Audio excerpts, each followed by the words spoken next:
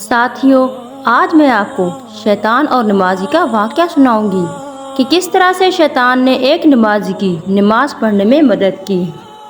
محترم ناظرین، ایک مرتبہ ایک نمازی مسجد میں نماز کے لیے جا رہا تھا۔ فجر کے وقت نماز کے لیے جا رہا تھا کہ بہت زیادہ اندھیرا تھا، اور اندھیرے کی وجہ سے جب نمازی جا رہا تھا تو راستے میں اسے نظر نہ آیا اور کیچڑ میں پھسل کر گر گیا۔ کیا ہوا کہ نمازی کے کپڑے گندے ہو گئے اور دوبارہ اپنے گھر چلا گیا۔ صاف کپڑے پہن کر دوبارہ نماز کے لیے چل پڑا، لیکن کیا ہوا کہ دوبارہ اسی جگہ سے اندھیرے کی وجہ سے گر گیا اور کپڑے گندے ہو گئے۔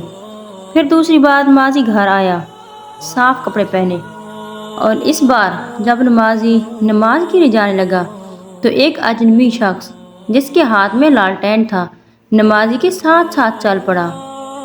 اب اس بار جب نمازی جا رہا تھا تو اسے کوئی بھی دقت نہ ہوئی اور کیچڑ والی جگہ سے صحیح سلامت چلا گیا۔ جیسے ہی وہ مسجد میں گیا تو باہر وہ اجنبی رک گیا۔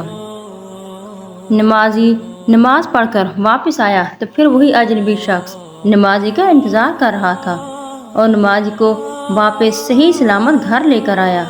جو ہی اس کو گھر تک چھوڑا تو اس نمازی نے اجنبی شخص سے پوچھا کہ تم کون ہو، میری اتنی مدد کیوں کی؟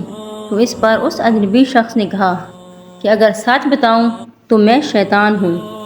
یہ سن کر نمازی حیران ہوا اور کہا کہ تم تو مجھے نماز پڑھنے سے روکتے، لیکن میری مدد کی، لالٹین پکڑا اور مجھے سہارا دیا۔ تو اس پر شیطان نے کہا کہ سچ کہوں تو پہلی بار جب آپ گرے تھے تو اللہ تعالیٰ نے آپ کے سارے گناہ معاف فرما دیے۔ پھر اس کے بعد جب دوسری بار آپ گرے تو اللہ تعالیٰ نے آپ کے والدین کے سارے گناہ معاف کر دیے تھے، اور پھر تیسری مرتبہ مجھے ڈر ہو گیا کہ کہیں ایسا نہ ہو کہ آپ تیسری بار گریں اور پوری بستی کے گناہ معاف ہو جائیں، اسی لیے میں نے لالٹین اٹھایا اور آپ کو نماز تک لے گیا تاکہ آپ کی وجہ سے آپ کی بستی کے گناہ معاف نہ ہوں۔ پیارے ساتھیوں، اللہ تعالیٰ کی طرف جب انسان ایک قدم بڑھتا ہے تو اللہ تعالیٰ 70 قدم قریب ہو جاتا ہے اس انسان کے۔ محترم ناظرین، اس واقعے سے ہمیں یہ سبق ملتا ہے کہ اولاد بھی صدقہ جاریہ ہے۔